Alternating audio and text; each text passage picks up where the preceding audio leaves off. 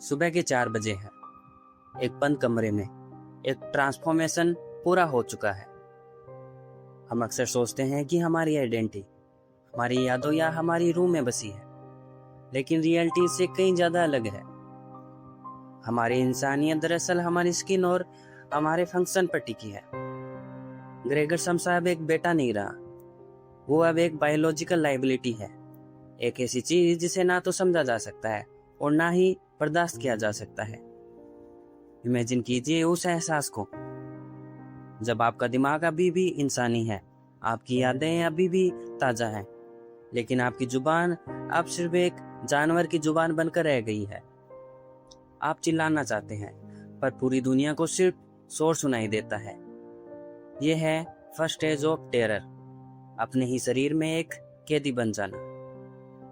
Gregor कीड़ा बन चुका है, उसका शरीर दर्द से फटा जा रहा है, लेकिन दरवाजे पर कौन है? उसका परिवार नहीं, उसका मैनेजर। यह है मॉडर्न दुनिया का सबसे घिनौना सच। आप मर रहे हैं या आपका शरीर सड़ रहा है। सिस्टम को सिर्फ अपने प्रॉफिट एंड लॉस की फिक्र है। मैनेजर दरवाजे के पीछे से चिल्लाता है, समसा तुम्हारी परफॉर्मेंस गिर रही है। क्या ये कोई तरीका है काम से बचने का? ग्रेगर घिसते हुए दरवाजे तक जाता है। वो उन्हें दिखाना चाहता है कि वो बीमार है, ना कि वो कोई तमाशा कर रहा है। लेकिन जैसे ही दरवाजा खुलता है और वो मैनेजर उस कीड़े को देखता है, वो डर से नहीं बल्कि उसकी घिन से भाग जाता है। उस मैनेजर के लिए ग्रेगर एक इंसान था ही नहीं, वो सिर्फ एक टूल था, और एक टूटा हुआ टूल सिर्फ कचरे के डब्बे के लायक होता है। क्या आपको लगता है आपके ऑफिस में आपकी जगह कोई इंसान की है, या आप सिर्फ एक रिप्लेसेबल मशीन?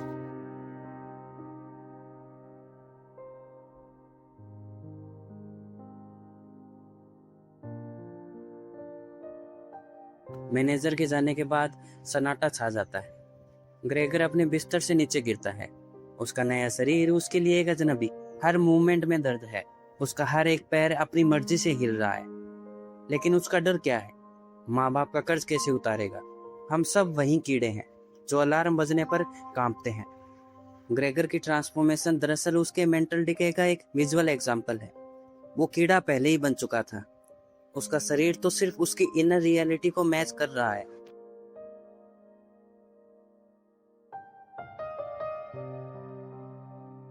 अब आते हैं उस अंधेरे सच पर जिसे हम फैमिली लव कहते हैं। ह्यूमन नेचर का एक डार्क ट्रूथ है, हम केवल उन्हें ही प्यार करते हैं जो हमें बदले में कुछ देते हैं। ग्रेगर की माँ उसके कमरे के बाहर रोती है, पर अंदर आने की हिम्मत नहीं करती। क्यों? क्योंकि उनका बेटा अब एक घिन का सोर्स बन चुका है। ग्रेगर का पिता उसे बेटा नहीं, एक एटीएम मशीन समझता है। जिस पर वो मशीन खराब हुई, वो एक घिनौनी चीज बन गया। सोचिए, जिस परिवार के लिए आपने अपनी जवानी और अपने सपने कुर्बान कर दिए, वही परिवार आज आपको देखकर उल्टी करना चाहता है। ये इमोशनल बिट्रायल किसी भी कीड़े के जख्म से ज्यादा गहरा है। सबसे दर्दनाक बदलाव ग्रेगर में नहीं, उसकी बहन ग्रिटी में आता है। शुरू में वो उसे खाना देती है, उसका ख्याल रखती है, लेकिन धीरे धीरे उसकी हमदर्दी एक बोझ बन जाती है। एक दिन ग्रिटी अपने माँ बाप से कहती है, हमें इसे इंसान समझना बंद करना होगा। अगर ये ग्रेगर होता तो वो कब का हमें इस मुसीबत से बचाने के लिए खुद चला गया होता। देखिए इस इंसानी माइंडसेट को, वो ग्रेगर को मारने के लिए उसे एक ऑब्जेक्ट घोषित कर रहे हैं। ये इंसानी फितरत का सबसे डार्क साइड है। जब हम किसी से पीछा छुड़ाना चाहते हैं तो हम पहले उसका इंसान होने का वजूद छीन लेते हैं। वो अब भाई नहीं रहा, वो अब एक ऑब्जेक्ट बन चुका है।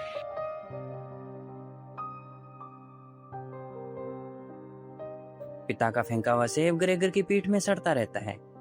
ये सिर्फ एक जख्म नहीं है, ये ऐसा घाव है जो दिखाता है कि इंसानी हमदर्दी की एक एक्सपायरी डेट होती है। ग्रेगर की बहन उसे खाना तो देती है, पर ऐसे जैसे कोई कचरे को दूर से फेंकता है। ग्रेगर उसे देखकर छुपता है, क्योंकि वो जानता है कि उसकी मौजूदगी ही उनके लिए एक सजा है। जब हम किसी से उसका नाम छीन लेते हैं तो उसे मारना आसान हो जाता है। अपनी मौत से कुछ घंटे पहले ग्रेगर वो संगीत सुनता है जो उसकी बहन बजाती है। वो धीरे से बाहर निकलता है, शायद एक आखिरी प्यार की उम्मीद में, लेकिन बदले में उसे मिलती है नफरत। उसकी बहन चिल्लाती है, उसके माँ बाप डर से पीछे हट जाते हैं। ग्रेगर वापस अपने अंधेरे कमरे में चला जाता है। वो जानता है कि उसकी उपयोगिता खत्म हो चुकी है। उसकी आखिरी सोच उनके लिए नफरत नहीं थी, बल्कि माफी थी। वो उन्हें माफ कर देता है उनकी बेरुखी के लिए, लेकिन क्या वो इस माफी के लायक है?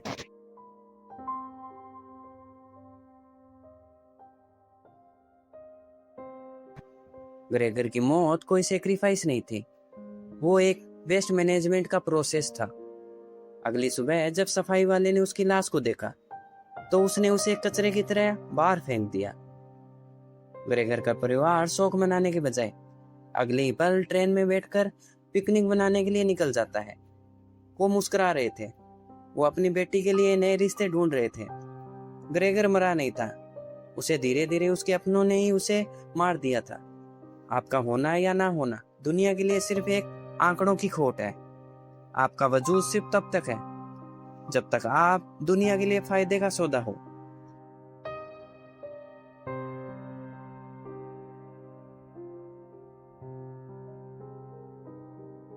शायद आपको लग रहा होगा कि ये सिर्फ एक किताब की कहानी है, मगर सच तो ये है कि मैंने भी इस कंडीशन को खुद महसूस किया है।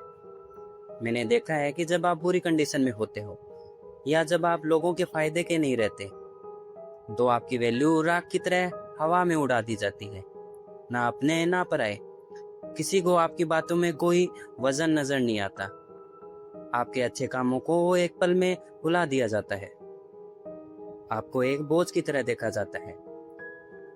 आपके अपने ही लोग आपको अलग करने की कोशिश करते हैं, आपको मेंटली रूप से तोड़ने की कोशिश करते हैं, ताकि एक वक्त आए जब आप थक कर उनके आगे झुक जाएं। ये मेटाफोर्सिस ग्रेगर का नहीं था, ये मेटाफोर्सिस उन लोगों का है जो आपके यूजलेस होते ही इंसान से जल्लाद बन जाते हैं। ग्रेगर शमशा की पीठ में वो सड़ा हुआ सेब दरअसल हम सब का वो वजूद है जिसे सिस्टम ने कचरा समझकर ठुकरा दिया है।